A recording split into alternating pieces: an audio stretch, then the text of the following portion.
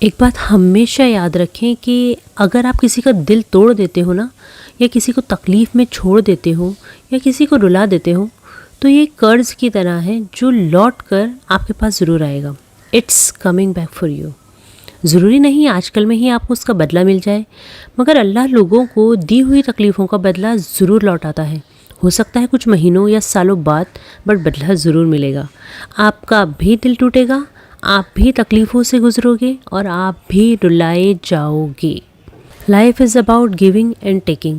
You can not expect to give bad and receive good. اور ایک بات، آپ لوگوں کو جج کرنے کے لیے پیدا نہیں کیے گئے ہیں، نہ ہی لوگوں کا مذاق اڑانے کے لیے، اور نہ ہی لوگوں کا دل توڑنے کے لیے، اور نہ ہی انہیں رلانے کے لیے، اور نہ ہی لوگوں کو تکلیف دینے کے لیے پیدا کیے گئے ہیں. اللہ نے آپ کو ایک دل دے کے اس دنیا میں بھیجا ہے، اور وہ دل بہت نازک، بہت قیمتی اور بہت پاک ہے. پلیز اس کی حفاظت کریں.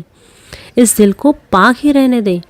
اسے گناہ کر کر کے، لوگوں کی بد دعائیں لے لے کے، لوگوں کو رلا رلا کے، اللہ کے اور اس کے رسول کی نافرمانی کر کے سیاہ مت بنائیں، کیونکہ آپ کے گناہ ایک پاک صاف دل کو سیاہ بنا دیتے ہیں، کالا کر دیتے ہیں. پھر وہ دل سکون اور خوشی سے محروم کر دیا جاتا ہے، کیونکہ دلوں کو سکون تو اللہ ہی کی یاد سے ملتا ہے. اور جب اللہ ہی سے آپ دور ہو جاؤ گے، اللہ ہی کی مخلوق کو ستاؤ گے، تو کیسے اللہ آپ کو سکون بخشے گا؟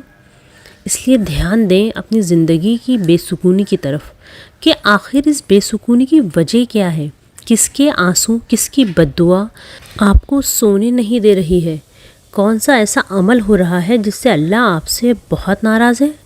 ایسا کون سا گناہ آپ سے سرزد ہوا ہے یا ہو رہا ہے جس نے آپ کو بے چین کر رکھا ہے؟ غور کریں، کیونکہ پھر اس طرح آپ دنیا اور آخرت دونوں میں ہی بے سکون رہیں گے. دنیا میں اگر اللہ آپ سے راضی نہیں ہے تو وہ کیسے اس کی جنت میں آپ کو داخل کر دے گا؟ پھر ظاہر سی بات ہے آپشن میں جہنم ہی بچتی ہے. واللہ ایک ہی سولیوشن ہے. جس کسی کا بھی آپ نے دل دکھایا ہے نا، جس کسی کا بھی، وہ کوئی بھی ہو سکتا ہے، اس سے جا کر معافی مانگیں. اسے بتائیں کہ آپ ایک انسان ہیں اور غلطی انسانوں سے ہی ہوتی ہے. اسے بتائیں کہ آپ کو اپنے رویے پر کتنی شرمندگی ہو رہی ہے. اس سے سچے دل سے معافی مانگیں. انشاءاللہ جیسے ہی وہ آپ کو معاف کر دے گا نا، اللہ بھی آپ کو معاف کر دے گا، اور آپ محسوس کرو گے کہ بہت بڑا بوجھ آپ سے ہٹا دیا گیا ہے. آپ کی بے سکون زندگی پرسکون بنا دی گئی ہے. واللہ آپ اس سکون کو محسوس کرو گے.